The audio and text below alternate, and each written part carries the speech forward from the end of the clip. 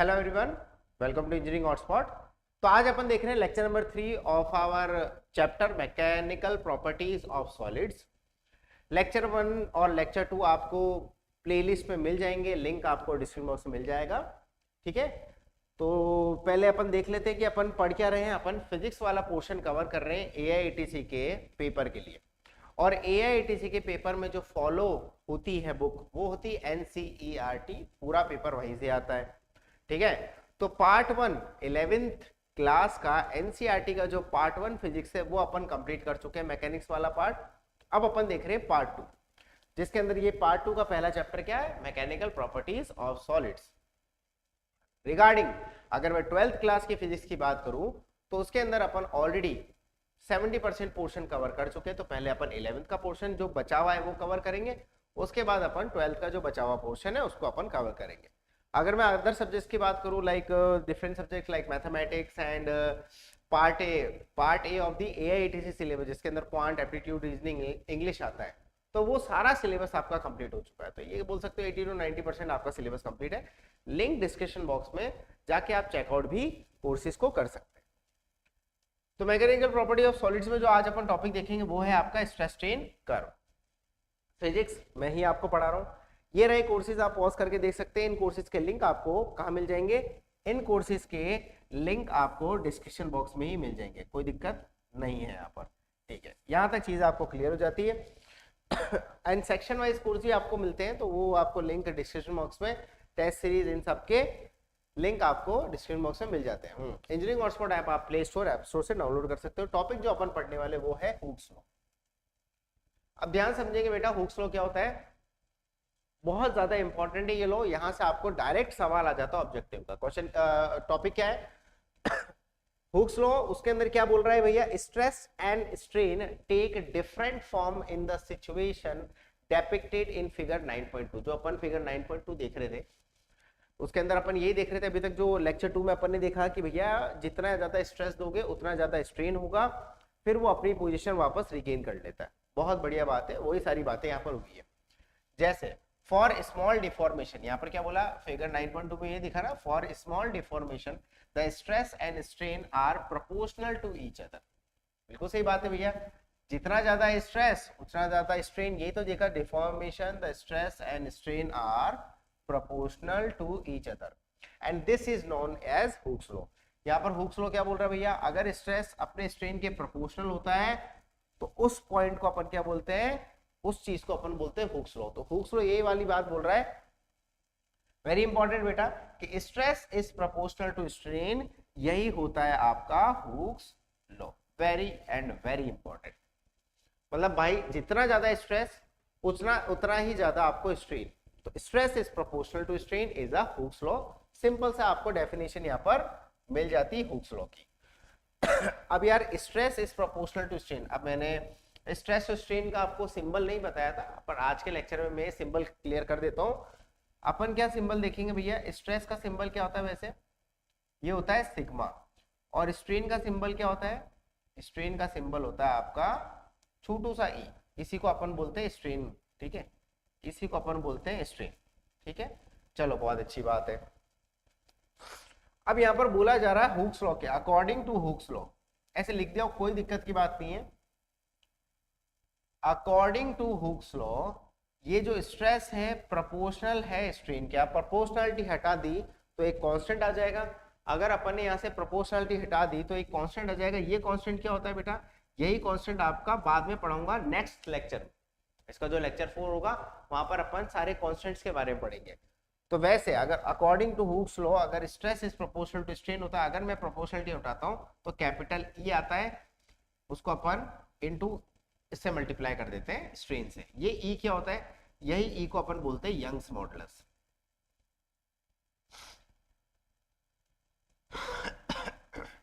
यही ई को अपन क्या बोलते हैं, यंग्स मॉडुलस। बहुत अच्छी बात है। तो where K is a proportionality constant and is known as modulus of elasticity. बात हो गया, यंग्स मॉडुलस बोलो या मॉडुलस ऑफ इलास्टिसिटी बोलो, दोनों एक ही बात है। Hooke's law is an empirical law and is found to be valid for most material। बहुत अच्छी बात है कि भैया ये वाला लॉ जो है मोस्ट ऑफ द मटेरियल में वैलिड हो जाता है। However there are some material, कुछ ऐसे भी मटेरियल है जहां पर ये लॉ बिल्कुल फेल हो जाता है। मतलब जनरली क्या बोल रहा है भाई कि आपको stress is proportional to strain देखने को मिलता है मोस्ट ऑफ द मटेरियल में, बट कुछ ऐसे मटेरियल है जहां पर स्ट्रेस प्रोपोर्शनल होता ही नहीं है स्ट्रेन के। तो वही वाली बात बोलिए, however there are some material which do not exhibit this linear relationship. Okay, यहां तक चीजें क्लियर हो जाती है। वेरी वेरी इंपॉर्टेंट, यहां से आपको सवाल बिल्कुल एंड बिल्कुल आएगा, आना होगा।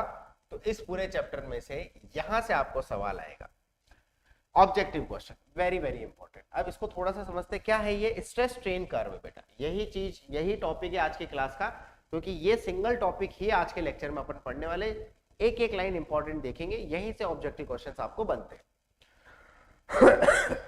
अब ध्यान से देखो, स्ट्रेस स्ट्रेन कर्व बहुत बढ़िया। इस कर्व को पहले तो आप याद कर लो एक एक पॉइंट। अब यहां पर ये स्ट्रेस की लाइन है और ये आपकी स्ट्रेन की लाइन है, ये आपकी स्ट्रेस की लाइन है, वाई एक्सिस आपकी स्ट्रेस हो जाएगा और एक्स एक्सिस आपका हो जाता है स्ट्रेन। अब एक एक पॉइंट अपन ध्यान देखेंगे भाई, जीरो से लेकर ए तक क्या बिल्कुल लीनियर है? आपको पता है भैया stress is proportional to strain होगा। जब भी स्ट्रेस मेरे प्रोपोर्शनल होगा स्ट्रेन के, तो बिल्कुल ये स्ट्रेट लाइन ही तो बनेगा, स्ट्रेट। क्या ये स्ट्रेट लाइन ही तो बनेगा? क्यों ऐसा बना? अरे यार y is equal to mx, अगर मैं इक्वल टू हटाता हूं तो यंग्स मॉडुलस ही तो मल्टीप्लाई होता है। तो y इक्वल टू mx वाली लाइन स्ट्रेट लाइन क्या होती है? y is equal to mx, जो ओरिजिन से पास हो रही है। बिल्कुल यार, हमारे ये लाइन कहां से पास हो रही है? क्या ये ओरिजिन से ही तो पास हो रही है? बिल्कुल स्ट्रेट लाइन बनेगा।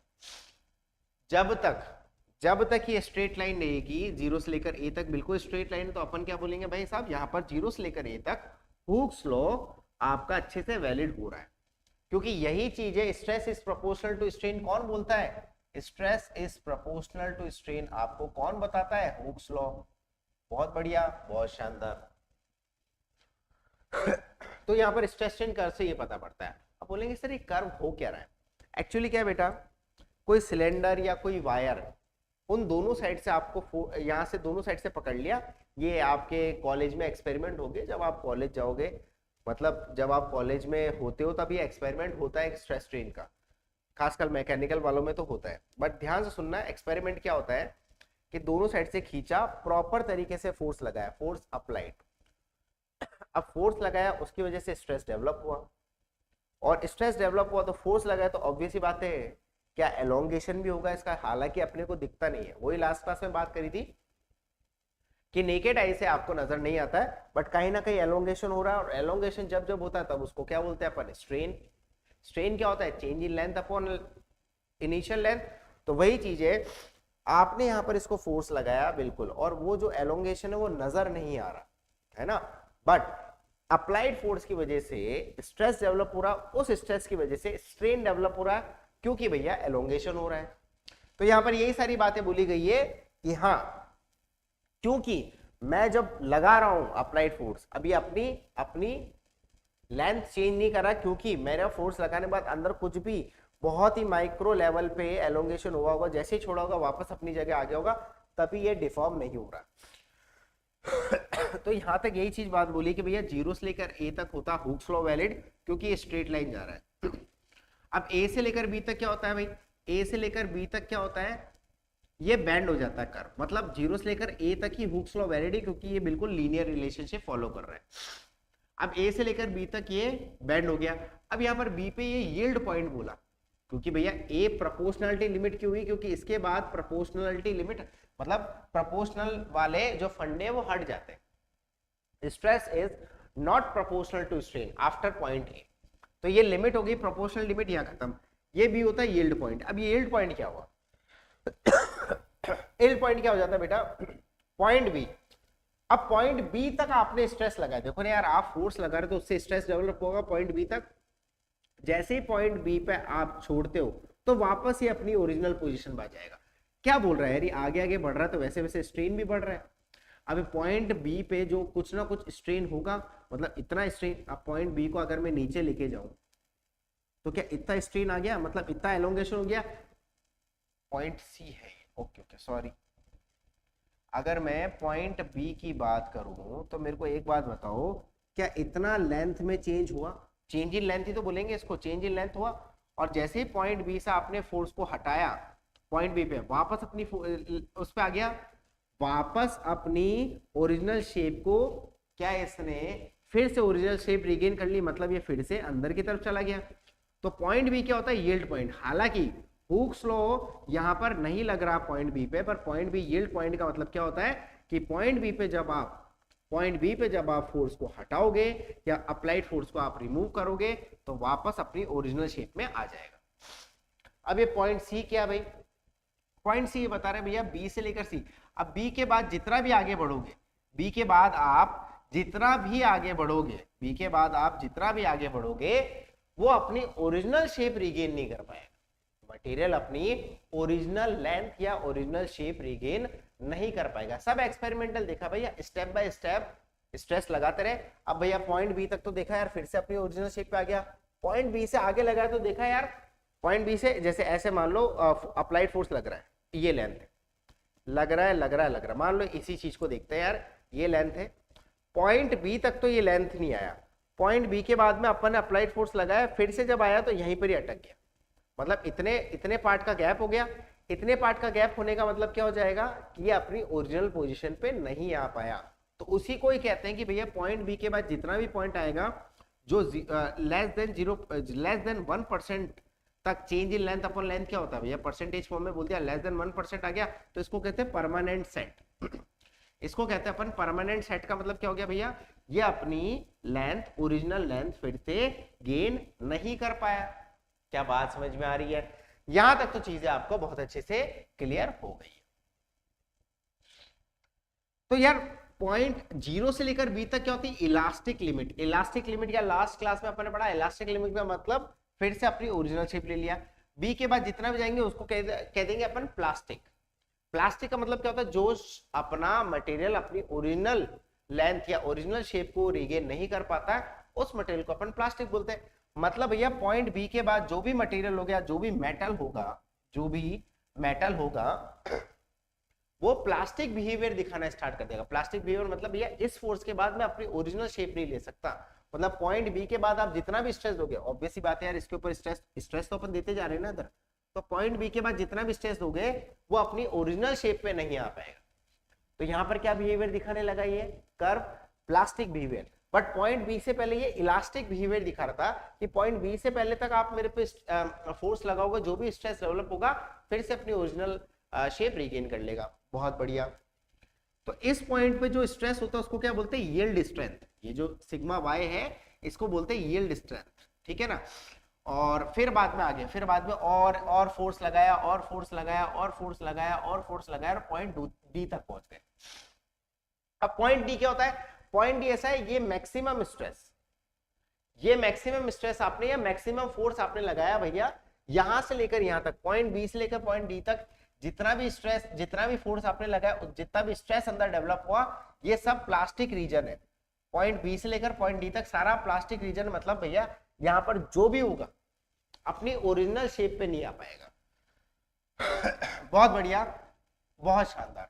अब यहां पर क्या बोला? ये पॉइंट डी क्या हो जाएगा? Ultimate strength. अल्टीमेट स्ट्रेंथ मतलब इस पॉइंट पे आने के बाद में आपको ये चीज समझ में आ जाएगा कि भैया मैक्सिमम अपन ने स्ट्रेस डेवलप हो चुका है फोर्स लगाने पे मैक्सिमम स्ट्रेस डेवलप हो चुका है। इससे ज्यादा स्ट्रेस डेवलप ही नहीं हो रहा। ये अल्टीमेट स्ट्रेस का मतलब क्या हुआ? Ultimate strength. हालांकि स्ट्रेंथ होता है ये, बट अल्टीमेट स्ट्रेस का मतलब क्या हुआ कि भैया अल्टीमेट फोर्स लगा रहे उससे ज्यादा फोर्स लगाएंगे, स्ट्रेस इससे ज्यादा डेवलप होगा नहीं। बट चीज क्या देखने को मिली कि पॉइंट डी के बाद में जब फोर्स अपन ने जो अप्लाइड फोर्स उसको रिड्यूस भी कर दिया, मतलब जो भी अपन फोर्स लगा रहे थे वो फोर्स को थोड़ा सा भी रिड्यूस कर दिया, फिर भी आप देखो फिर भी ये आगे की तरफ गया।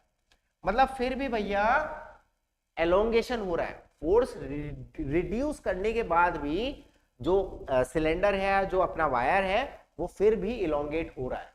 तो क्या बोला है यहाँ पर कि पॉइंट डी से लेकर पॉइंट ई तक अगर मैं अप्लाइड फोर्स को थोड़ा रिमूव भी कर दूं फिर भी यहाँ पर क्या होएगा?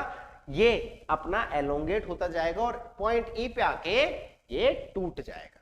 पॉइंट ई पे आके ये पेन टूट जाएगा। मतलब कहने का मतलब क्या हुआ कि भाई साहब आपने इस पेन पे फोर्स लगाते रहे, ऑब्वियस ही बात है अभी तो नहीं हो रहा, एक टाइम बाद भाई साहब ये क्या हो जाएगा, एक टाइम बाद क्या हो जाएगा, एक पॉइंट ऐसा आएगा कि फोर्स लगाते रहो ये पेन टूट जाएगा। मशीन से लगा रहे हैं यार, ये पेन टूट जाएगा। तो वही होता है आपका फ्रैक्चर पॉइंट। अब ये अल्टीमेट, ये जो अल्टीमेट है सिग्मा यू का मतलब, अभी एनसीईआरटी में भी अपन पढ़ लेंगे, सिग्मा यू का मतलब अल्टीमेट स्ट्रेंथ या फिर अल्टीमेट स्ट्रेस जो डेवलप हो चुका है।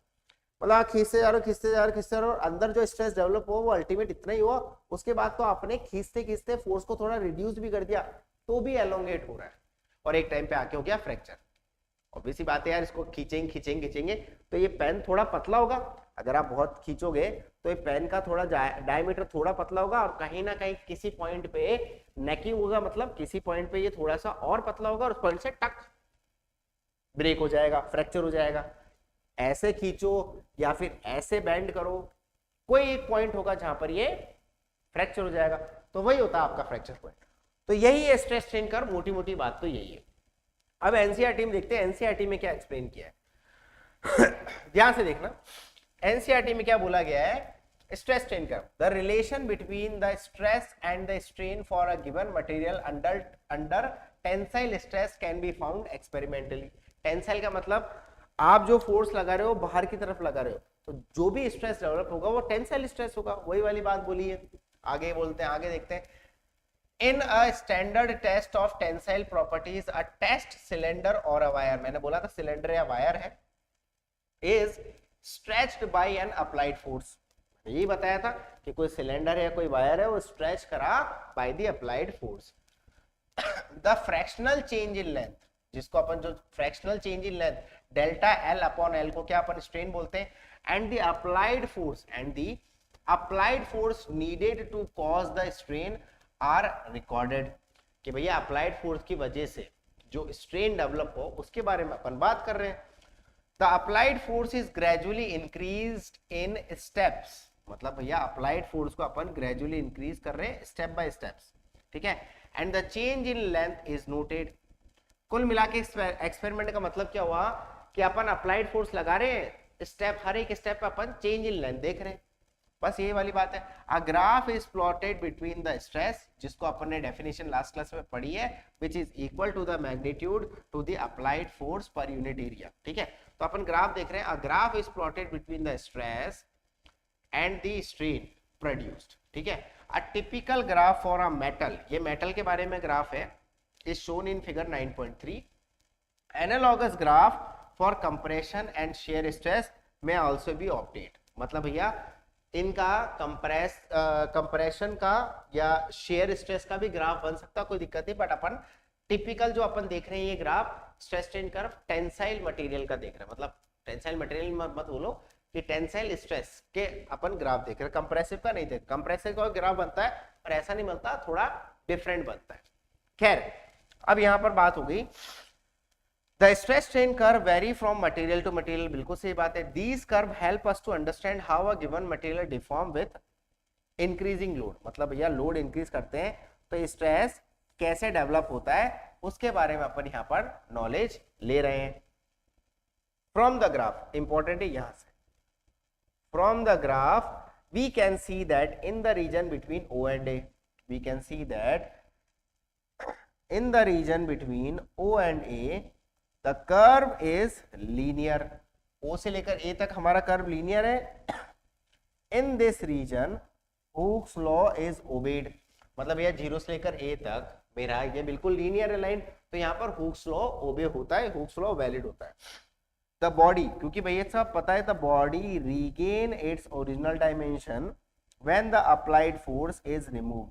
इन this region the solid behaves as a elastic body. यही बात बताई थी कि भैया 0 से लेकर A तक अगर अपन अप्लाइड फोर्स को रिमूव करते हैं वो फिर से अपनी ओरिजिनल शेप रिगेन कर लेता है। इसी बिहेवियर को अपन क्या बोलते हैं, इलास्टिक बिहेवियर, या वहां तक अगर स्ट्रेस दे रहे हो तो उसको आप इलास्टिक बॉडी भी बोल सकते हो। आगे बढ़ते हैं। आगे बोलता है in the region from A to B, in the region from A to B। अब A to B के बारे में अपन पहले भी बात कर चुके हैं, एनसीईआरटी का भी देख लेते हैं। In the region from A to B stress and strain are not proportional. सही बात है भैया, स्ट्रेस और स्ट्रेन प्रोपोर्शनली, कर्व ले लिया ना तो प्रोपोर्शनलिटी तो हट गया। फिर भी nevertheless the body still return to its original dimension when the load is removed. The point B in the curve is known as yield point, ये बताया था, इसको yield point बोलते हैं, also known as elastic limit। भैया इसको proportionality limit बोला था, यील्ड पॉइंट है, तो इसको अपन इलास्टिक लिमिट भी बोलते हैं। इलास्टिक लिमिट मतलब यहां से इलास्टिसिटी हट जाती, फिर प्लास्टिसिटी आ जाती। तो पॉइंट बी तक, पॉइंट ए तक तो हुक्स लॉ वैलिड हो रहा है, पर ए से भी आप रिमूव करो तो भी ओरिजिनल शेप में आ जाएगा, बी से भी अप्लाइड फोर्स रिमूव करो तो भी ओरिजिनल शेप में आ जाएगा, मतलब इलास्टिसिटी तो पॉइंट बी तक वैलिड हो रही है। बस यहाँ पर ये बात बोली कि इस पॉइंट पे क्या होता है, elastic limit, and the corresponding stress is known as yield strength, जिसको आप सिग्मा वाई से डिनोट करती है ऑफ द मटेरियल। ठीक है, पॉइंट सी तक क्लियर है। अब आगे बढ़ते हैं, थोड़े और पॉइंट देखते हैं भाई क्या क्या बोला गया है, ध्यान से देखना। If the load is increased further, the stress developed exceed the yield strength and the strain changes rapidly even for the small change and the stress। बिल्कुल सही बात है। यहाँ पर आप नोटिस कर सकते हो कि इसके आगे अपन जब फोर्स लगा रहे हैं तो स्ट्रेस डेवलप हो रहा है, बट स्ट्रेन बहुत ज्यादा हो रहा है। मतलब यार यहां से लेकर यहां तक आपको कितना स्ट्रेस देना पड़ा, ठीक है। अगर मैं पॉइंट सी पे जाऊं तो पॉइंट सी से लेकर अल्टीमेट तक आपको स्ट्रेस तो इतना ही देना पड़ा, बट आप नोटिस करो आपको स्ट्रेन कितना सारा मिल गया। क्या आपको स्ट्रेन इतना आ गया, मतलब इतने से स्ट्रेस में आपको इतना सारा स्ट्रेन मिल गया। और यहाँ देखो, यहाँ नोटिस करोगे तो आपको दिखेगा भाई साहब इतना ज्यादा स्ट्रेस और स्ट्रेन इतना सही। मतलब शुरुआत में तो क्या भैया स्ट्रेस बहुत ज्यादा डेवलप हो रहा है, मतलब स्ट्रेस बहुत ज्यादा डेवलप हो रहा है और स्ट्रेन बहुत कम हो रहा है शुरुआत में। बाद में बहुत कम स्ट्रेस डेवलप हुआ, बहुत ज्यादा स्ट्रेन, मतलब आपको कम डिफरेंस जो फोर्स मान लो यहां से लेके यहां तक आपने 0 से लेकर 100 न्यूटन फोर्स लगाया, तो यहाँ पर चेंज इन लेंथ बहुत कम हुआ। फिर 100 से लेकर 130 ही लगाया और आपको चेंज इन लेंथ बहुत ज्यादा देखने को मिल गया। तो वही सारी बातें यहाँ पर बोली गई है, यहाँ पर यही सारी बात बोल रहे हैं कि if the load is increased further, the stress developed exceed the yield strength and the strain increases rapidly even for the small change in stress। बहुत ही कम चेंज स्ट्रेस में भी आपको बहुत ज्यादा स्ट्रेन देखने को मिल रहा है। The portion of the curve between B and D shows this। बिल्कुल सही बात है कि भैया B से लेकर D तक आपको यही नजर आ रही है, या C से लेकर D तक भी आप बोल सकते हो यही चीज आपको नजर आ रही है। ठीक है, अब देखो when the load is removed say at some point C, मतलब कोई भी पॉइंट C पे अपन ने लोड को रिमूव किया between B and D, the body does not regain its original dimension। मैंने कहा था पॉइंट किस पॉइंट के बाद, पॉइंट B के बाद। 0 से लेकर A तक तो प्रोपोर्शनल थी, A से लेकर B तक भी कोई दिक्कत नहीं, B तक तो अपनी इलास्टिक लिमिट एग्जिस्ट कर रही थी। B के बाद में जितना भी अपन फोर्स लगाएंगे उससे जो स्ट्रेस डेवलप होगा वो फिर से अपनी ओरिजिनल शेप रिगेन नहीं कर पाएगा। तो पॉइंट B के बाद when the load is removed, मतलब कोई भी पॉइंट B के बाद में मान लो कोई पॉइंट C है, the body does not regain its original dimension in this case even when the stress is 0। मतलब आपने अप्लाइड फोर्स हटा दिया, तो स्ट्रेस डेवलप होना भी बंद हो गया। तो 0 स्ट्रेस इज 0, अगर स्ट्रेस 0 भी हो जाएगा तो भी स्ट्रेन इज नॉट 0। स्ट्रेन 0 कब होगा भाई, जब वो अपनी ओरिजिनल शेप में आ जाएगा। चेंज इन लेंथ 0 होगा तो स्ट्रेन 0 होगा। तो स्ट्रेन तो क्या होता है, change in length upon length होता है, तो चेंज इन लेंथ 0 होगा तो भी स्ट्रेन 0 होगा। पर आपको पता है पॉइंट B के बाद में मैंने अप्लाइड फोर्स लगा के मैंने फोर्स हटा भी दिया, स्ट्रेस 0 हो भी गया तो भी वो ओरिजिनल शेप पे नहीं आ पाएगा। ओरिजिनल शेप पे नहीं आ पाएगा तो कुछ ना कुछ स्ट्रेन रहेगा। तो यही वाली बात इंपॉर्टेंट है, पॉइंट B के बाद में मतलब इलास्टिक लिमिट के बाद में आप जितना भी अप्लाइड फोर्स लगाते हो, जितना भी स्ट्रेस डेवलप होगा, फिर बाद में स्ट्रेस 0 होने के बाद भी आपका स्ट्रेन 0 नहीं होगा। बहुत इंपॉर्टेंट था।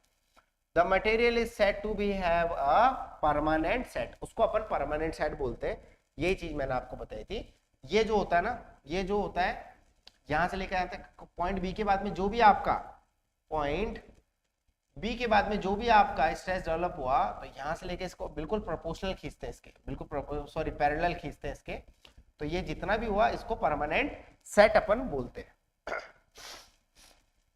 और जो डिफॉर्मेशन होता है set to be a plastic deformation, मैंने आपको बताया था प्लास्टिक रीजन में चले गए तो डिफॉर्मेशन जो भी होगा प्लास्टिक डिफॉर्मेशन होगा। The point D on the graph is, point D जो अल्टीमेट था, तो point D on the graph is the ultimate tensile strength of the material.